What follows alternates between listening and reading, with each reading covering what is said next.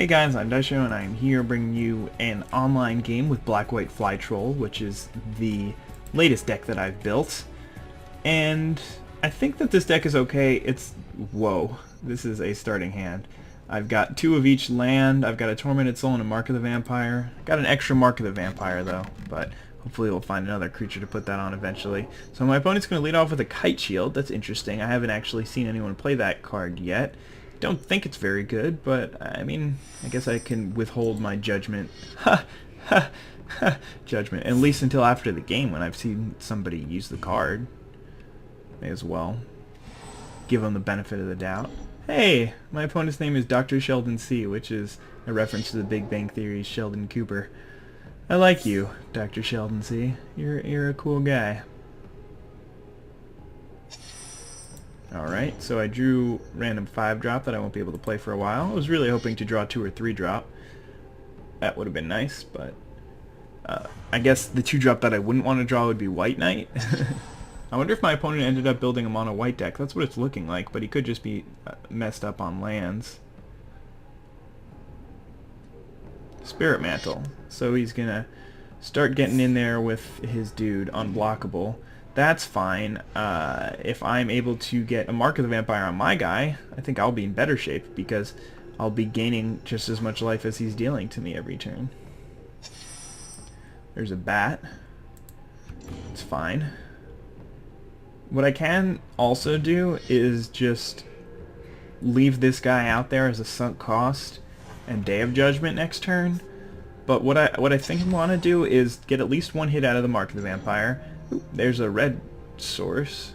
At least one hit out of the Mark of the Vampire, and then if he keeps playing creatures and stuff, or if he plays Pacifism on this, I mean, then I will Day of Judgment afterwards, and then I don't really lose much out of it because the 1-for-1 is the Pacifism onto the Tormented Soul. I do lose value out of the Mark of the Vampire. Alright, so this is a tough one because he didn't play anything. He's on 3 cards and he's on 4 mana.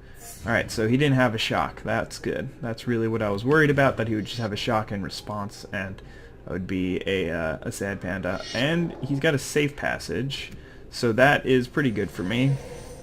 Because all he really did there was use that to gain 3 life and have me lose 3 life, which is fine by me. Like, I don't really care that much about something like that. So what I can do is follow up my next turn. Oh, Solemn Offering. So he's going to just destroy the Mark of the Vampire. Interesting. Not really sure about running that card, but it seemed to work out there for him. Alright, so he's going to take me down to 11 here, but I can just play my second Mark of the Vampire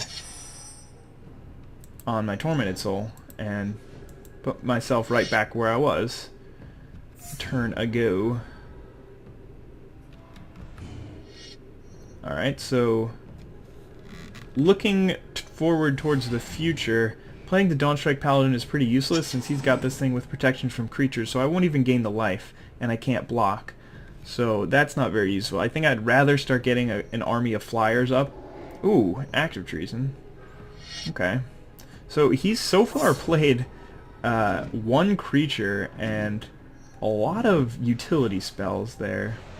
But that's going to take me down to 8, and it's going to take him back up to 22, but really the important thing is that he doesn't have any solid threats that are doing consistent damage to me. That's pretty useful. So I'm just going to play out this Blood Hunter Bat and gain some more life, drain him a couple, and now I've got him on a pretty decent clock. I'm dealing him 5 a turn next turn, or I'll basically have him on a 3-turn clock unless he's got a play for me. But, I mean, he just hit his 5th land, so could mean a number of things. Okay, so he's just going to be able to shock my Blood Hunter Bat and get that out of the way. I'm really lucky he didn't have that earlier, otherwise I wouldn't have had this Tormented Soul. Then again, I wouldn't have taken any damage from the Sentinel Sliver over the long run, but not really a big deal either way. So the clock goes way back down to about 6, maybe 5 turns, depending on if my other creatures stick around. But yep, he's just putting that Kite Shield on his 3/6 because he finally doesn't have anything to do. And there's a Fiend Hunter. Unfortunately, My Fiend Hunter is very important, because if I had played this, oh, it says you may, so I wouldn't have to, but his thing has protection from creatures, so that doesn't just mean that it can block and stuff, but I can't use my creature to target it, which is actually a pretty funny interaction, I think. Because you would think that Fiend Hunter would be the perfect card to draw, because I would be able to 2-for-1 him, but he's got protection from creatures, so I can't deal with it. Again, I still have this Day of Judgment waiting in the wings, and a couple of creatures to play post Day of Judgment, but I don't really want to do it because this Mark of the Vampire on my Tormented Soul is really the best thing that I've got going for me right now. So we're kind of just at stasis. He's losing a little bit of life, but he's been playing a lot of cards to make sure that that's not really the case. Alright, there's a Vampire Nighthawk. That guy is very powerful. Flying Death Touch Lifelink. Obviously, you guys know Nighthawk. And I'm just going to drop him right here. It'll get some more lifelink unblockable damage since it's flying and he doesn't have any flyers. And if he does play a flyer like Sarah Angel, then I can just Fiend Hunter it away. Alright, he's going to charge on in there for another 3. And he's probably got a spell for me now. I mean, he hasn't played anything in a while. Alright, so he thought about it for a little bit and then just shipped the turn. So that does give me an idea that he probably has some sort of trick or something. Or not. He's just going to take the damage, go down to 4. And he's got his 6th land. But could be something to be worried about. And it doesn't look like it because he just conceded. Now I have to deal and contend with Planeswalker for the rest of this match. I don't know. I don't know, guys. I don't know. Alright, let's put our Angelic Destiny on the Griffin Sentinel, just in case the computer had something up their sleeve to kill my Tormented Soul. Now he's taking lethal from multiple different directions. And there goes the battle. That was a pretty convincing win. My opponent didn't really have such a great deck. He played a pretty useless Kite Shield. He didn't have very many creatures in it, and the spells he did have, like Solemn Offering and Act of Treason, were okay, but they didn't really seem that good in the deck. In fact, I would go as far as to say Solemn Offering and Act of Treason should never go in the same deck, because Solemn Offering should be put in a deck that's really, really control-y, wants to get to the extreme late game, and they think that they might encounter some artifact or enchantment that they wouldn't otherwise be able to beat. So then you're just going to toss a Solemn Offering or 2 in the deck, and with the +4 life, it'll stabilize you a little bit, and it's not bad. But Act of Treason, you want in the deck that you're going to be really, really aggressive and killing them as quickly as you possibly can. So you want to have them on the defensive the whole game, and then you just play Act of Treason to finish it off. So there are 2 really completely different styles. Alright, we're going to keep this one, even though it's a little bit awkward in that we've got this aura that we can put on our creatures, but we can't cast this creature until we draw a 2nd black source. Alright, so he's going to lead off with a Terramorphic Expanse, fetching probably a swamp. Just a guess. Oh, an island. I was wrong. Guess I've been wrong before. Been known to be wrong once, maybe twice. Hey, we got our swamp. In case you were curious, it's really important that I lead with the plains there, just in case I do draw my White Knight on my turn 2. If I had double black and double white in hand, then it doesn't matter, because I have Sign in Blood or White Knight, so it's really a 50-50 chance that I draw either of them.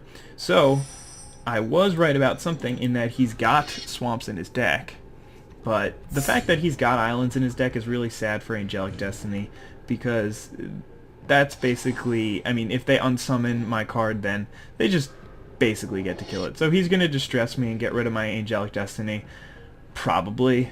Day of Judgment is nowhere near as bad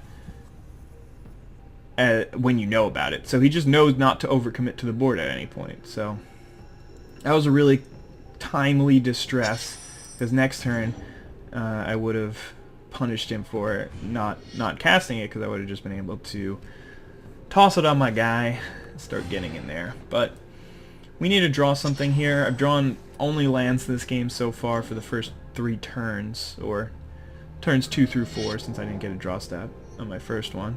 Alright, so he's just going to play a clone copying my dude, getting himself a Vampire Nighthawk. And I'm pretty content to just trade here, I think. I've got a lot of things that Vampire Nighthawk messes up. But I guess he doesn't really have any inclination to trade since they're both 2/2 lifelinks. They don't really do anything when they attack past each other. But him playing Sign in Blood is really good for him because he is already up on cards and now he's got 5 cards in hand and I've got 4, but most of mine are useless and I can't say the same about his. I don't know if they are or not. So again, we've literally drawn only lands for the entire game so far, and he's got an Archaeomancer, probably to get that Distress back, to see if there's anything else in my hand, either that or Sign in Blood. Yep, Distress. So, he's not going to cast it now, which is really strange. But, I mean, every once in a while, especially in Limited when compared to Constructed, because you can usually build your deck in a way that you're not going to be in such bad shape no matter what you do, because you have a whole bunch of things to put into your mana. But for me right here, drawing all these lands, it's just complete chance. There's really nothing that I could do. You got to run 17 lands at least. He's just going to hold back with the Archaeomancer for some reason. You have to run 17 lands in the deck, and there are going to be games when you draw 11 lands and only 3 spells. And I mean, it just comes with playing Limited. It's obviously not a great chance, but it is a possibility. So now he has Grave Titan, which normally wouldn't be a big deal, but he did distress away my Day of Judgment a couple of turns ago. So that is, hey, we got a spell. I don't really think that there's anything that I can draw here. Oh, well, White Knight, I guess, isn't terrible. But we got another land out there. If I had to draw something, I guess it would be White Knight. I mean, I have removal spells too. Yeah, he's just gonna bring everything. That makes sense. I think I'm just gonna block a zombie. Doesn't really matter. He's just gonna turn to frog my guy, so he's still gonna get the kill. So it would have been way better for me to block the Grave Titan, and I don't think that there's any way that I can come back from this. Oh, I do still have protection from black? Huh? That's weird. It should have lost all abilities. I don't know. Whatever. I don't really care. My opponent completely stomped me, but it's really just because I didn't have anything. So I don't know what my opponent's extra cards are in hand, and it could just be like, well, I had 2 murders and a public execution, so there's no way you were ever winning this game.